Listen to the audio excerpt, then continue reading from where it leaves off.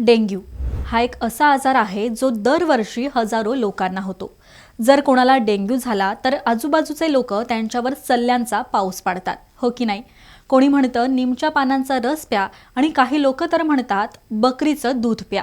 या संदर्भात आम्हाला नुकताच एक असा यूट्यूबवर व्हिडिओ दिसला ज्यामध्ये असा दावा करण्यात आला होता की डेंग्यूमध्ये बकरीचं दूध प्यायल्यानं प्लेटलेट्सची पातळी वाढते आणि हे दूध एक चमत्कारी उपाय आहे. मात्र खरंच असं काही आहे का? बकरीचं दूध डेंग्यूच्या रुग्णांसाठी फायदेशीर ठरू शकतं का? आणि या व्हिडिओमध्ये असंही म्हटलं आहे की बकरीच्या दुधामध्ये एक असं प्रोटीन असतं जे डेंग्यूच्या रुग्णांमध्ये प्लेटलेट्स तयार करण्यात मदत करतं. पण हे खरं आहे का? त्यासाठी या व्हिडिओमधील दाव्याची सत्यता जाणून घेण्यासाठी आमच्या सजग फॅक्ट चेक टीमनं एका तज्ज्ञ डॉक्टरांशी चर्चा केली. पाहूया डॉक्टरांनी यावर काय सांगितलं ते. कि बकरी का दूध पीने से क्या होगा। पहली बात, प्लेटलेट्स खून का एक तत्व है, वो दूध के अंदर नहीं प्राकृतिक रूप से पाया जाता, वो जानवरों के खून में मिलता है, या जैसे human beings are also animals, तो हमारे रक्त में प्लेटलेट्स बनते हैं।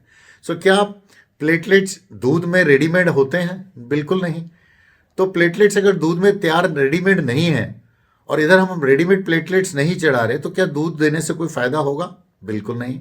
दूसरा, प्लेटलेट्स 7 से 10 दिन तक मैक्सिमम 10 डेज डेंगू में कम होते हैं, उसके बाद अपने आप प्लेटलेट्स बढ़ने शुरू हो जाते हैं। जिस तरह की चिकन पॉक्स में जो रैशेज निकलते हैं या मीजल्स में जो रैशेज निकलते हैं, वो 1 हफ्ते के बाद सूखने शुरू हो जाते हैं और बिल्कुल गायब हो जाते हैं।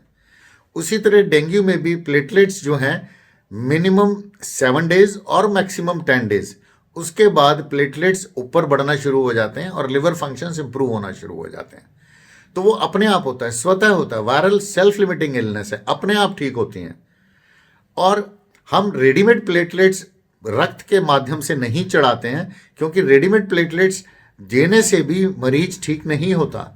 अगर मरीज को प्लेटलेट्स चढ़ाने से बीमारी ठीक होती तो डेंगू का हर मरीज जो अस्पताल में भर्ती हो जाता, उसको डेंगू प्लेटलेट्स चढ़ा के हम ठीक कर देते। क्यों नहीं करते हैं? क्योंकि प्लेटलेट्स को देने से मरीज की बीमारी या लक्षण नहीं ठीक होते, नहीं रिकवर हो जाते।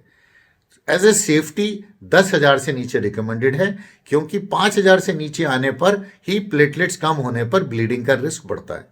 इसलिए एज ए प्रिकॉशन 10,000 पे रिकमेंडेड है। जब हम मरीज को ठीक करने के लिए, हर मरीज को ठीक करने के लिए सबको प्लेटलेट्स नहीं देते, तो हमें ऐसी कोई चीज़ खाने में देने से क्या फ़ायदा, या बकरी का दूध पिलाने से क्या फ़ायदा जो जिसमें प्राकृतिक रूप से प्लेटलेट्स तो होता ही नहीं है। तो कृपया इस बात को समझें कि बकरी का दूध पिलाने से बीमारी ठीक नहीं होती। 7 से 10 दिन के बाद हर मरीज को रिकवरी शुरू हो जाती है। इस बीच सिवियरिटी, किसी को बहुत माइल्ड डिजीज़ होती है, किसी को सिवियर डिजीज़ होती है। सिवियर डिजीज़ में आदमी को बहुत ज़्यादा वॉमिटिंग, पेट में दर्द, कमजोरी डेफिनेटली आ जाती है। ऐसे में भर्ती होने की भी ज़रूरत पड़ सकती है, लेकिन फिर भी हम सबको प्लेटलेट्स बढ़ाने से ठीक नहीं कर सकते। इसलिए बकरी का दूध से कोई हमें फ़ायदा नहीं मिलता है। तर डॉक्टरांच्या म्हणण्यानुसार बकरीचं दूध डेंग्यूच्या रुग्णाचे प्लेटलेट्स वाढवतं हा दावा पूर्णतः चुकीचा आहे. असे कोणतेही वैज्ञानिक पुरावे नाहीत जे सिद्ध करतात की बकरीच्या दुधामुळे डेंग्यूच्या रुग्णांमध्ये प्लेटलेट्स तयार होतात. त्याचबरोबर डेंग्यू दरम्यान प्लेटलेट्सची पातळी कमी होऊ शकते. त्यामुळे आपल्याला योग्य वैद्यकीय उपचार आणि डॉक्टरांचा सल्ला घेणं आवश्यक आहे. तर ही माहिती तुम्हाला उपयुक्त वाटली असेल तर आम्हाला कमेंट करून नक्कीच सांगा. पाहत रहा महाराष्ट्र टाइम्स. धन्यवाद.